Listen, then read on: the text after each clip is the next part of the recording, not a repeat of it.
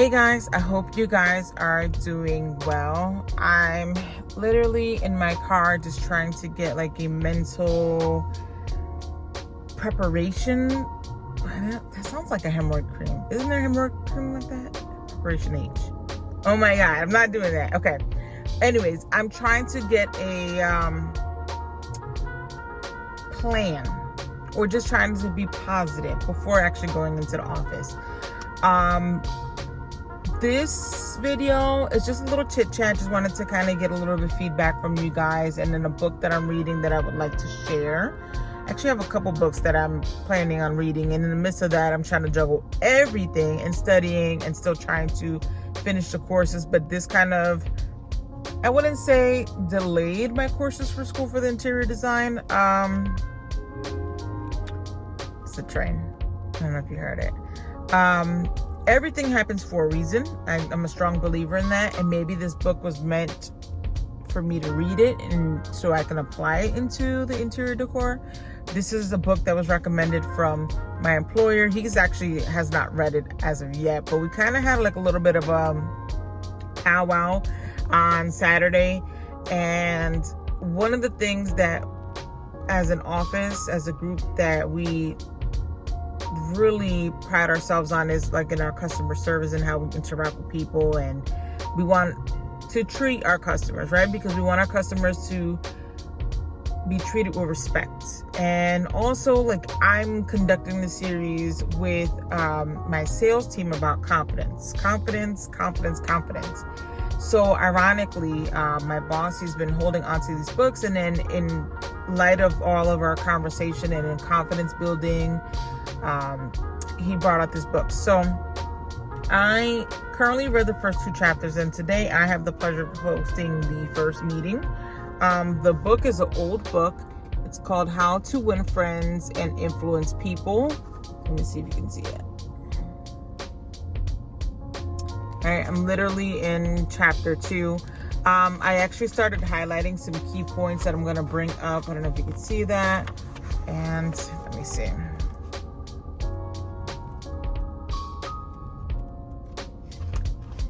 Trying to find the highlighted pieces. I'm sorry. So yeah, so I highlighted a few pieces that I'm actually going to bring up today.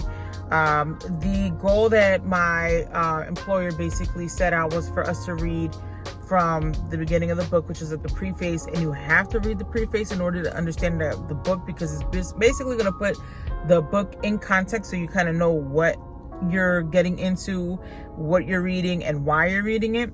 And then chapter 1, basically asked for us to stop at page 20, and page 20 starts chapter 2. But the preface and the first chapter, it's like a good chunk of pages. I'll say maybe like over 30 pages. For me, I like to read. I enjoy reading. I read when I was a younger girl. I read when I was a teenager.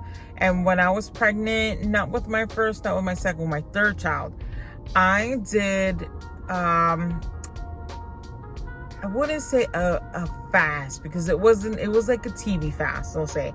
I literally unplugged from watching TV, and I was just reading a lot. I was reading a lot of books. I mean, a lot of books. I was reading pregnancy books, and for me, it was weird because there is a gap between my second daughter and my third daughter, even from my first daughter. So my first daughter is 20, my second daughter is 14, and my third daughter is 7. So 14 and 7, it's been 7 whole years since I was pregnant, and I felt like this was a good time to educate myself, even though I've been down that path before. It was nerve-wracking for me because this was going to be my first home birth. And if you guys are interested in that, in my home birth stories, please let me know, and I'll make a video on that, because each of my birth stories were definitely, they were fun stories in my opinion. But yeah, so anyways, I digress. So yeah, so I wanted to educate myself. I wanted to do a lot of reading in regards to pregnancy, which I did. And that moment, I felt like it was a bond between me and my daughter. Even though I didn't know, I knew she was a girl at the time. I just knew. I got all my children spot on, which is kind of crazy. But I knew she was a girl, and I just felt that connection because I was just reading about the steps and the progress that she was going through, and when she was a peanut and a watermelon and watermelons, but you know what I mean, a cantaloupe and all those steps in between, what to expect of my body, how to prep my body. So there was a few good books that I actually read in between that pivoted my mind into similar to this. And one of the books that I read was Ina May, and it's in a box right now, but hopefully when I get home, I'll dig that book out and I'll show it to you guys. That book was so vital because it basically was breaking that story of you have to go in a hospital to have a baby, you have to depend on doctors, you don't know what you're doing. And that's quite the opposite. God made our bodies, okay? We are women. This earth is populated somehow, some way, now, thousands and thousands and thousands and thousands and thousands of years later, okay? So this book basically gave you the educational tools that you need, the affirmation that you need, just to open your mind and to believe in yourself. And I felt like that was so pivotal for me because in the book, I'm like, these women are doing, and this one lady, Inoue, is based out of Tennessee. She's a midwife, and if you go into scriptures, like our ancestors, they were born by midwives. Like, there was no hospitals that they went to. A midwife would come to the house. A midwife would help you deliver your baby. You're doing all the work, though. It's your body that knows the ins and outs, and if you allow your mind to open up and let your body do its thing naturally, it's gonna do what it's gonna do, So for me, it was so pivotal, like I said, because it reaffirmed my belief that, God did make me, and God made me strong. I might not be a man, I might not be as strong as a man. We're women, we're strong in a whole different ballpark. Sometimes we're stronger than men in certain aspects. We have to know our place, okay? A man can do certain things that men can. Women can do certain things that women can't. I know now we're at that world that everything's, there's just certain things that I know that God set it up the way he set it up for a reason. And birth is one of them. Birth, we are able to naturally conceive. Even though some of us might struggle with conception, I'm not saying that, but I'm saying as far as the womankind, that's what our bodies are built for. Naturally, it's a supernatural ordained duty that we have. And I'm so proud that I'm able to carry that out. Not one, but 5 times. So going back to the education and to the book. Yeah, so the book basically let me have the information of how it's been done plenty of times before, the tools that I would need, the mind frame that I would need.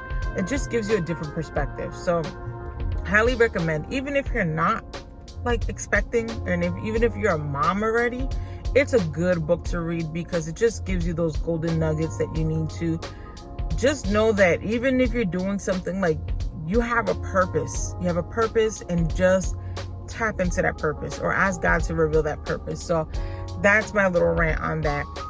But yeah, I read a lot of books, and now I know that my 7-year-old and even my 5-year-old, my son, they love to read. They always want to grab a book. They always want to learn something. And I really feel like, because what you do when you're pregnant, you're one, they're in your body, really translates down to them, or transfers down to them. And it sure did. I can see it. I can see my actions, even with the foods that I ate, the water that I drank, what I read, the education, the zeal that I had for knowledge, literally passed down to those 2 specifically, because that's when I was really on my knowledge kick. Like I said, I wasn't watching TV.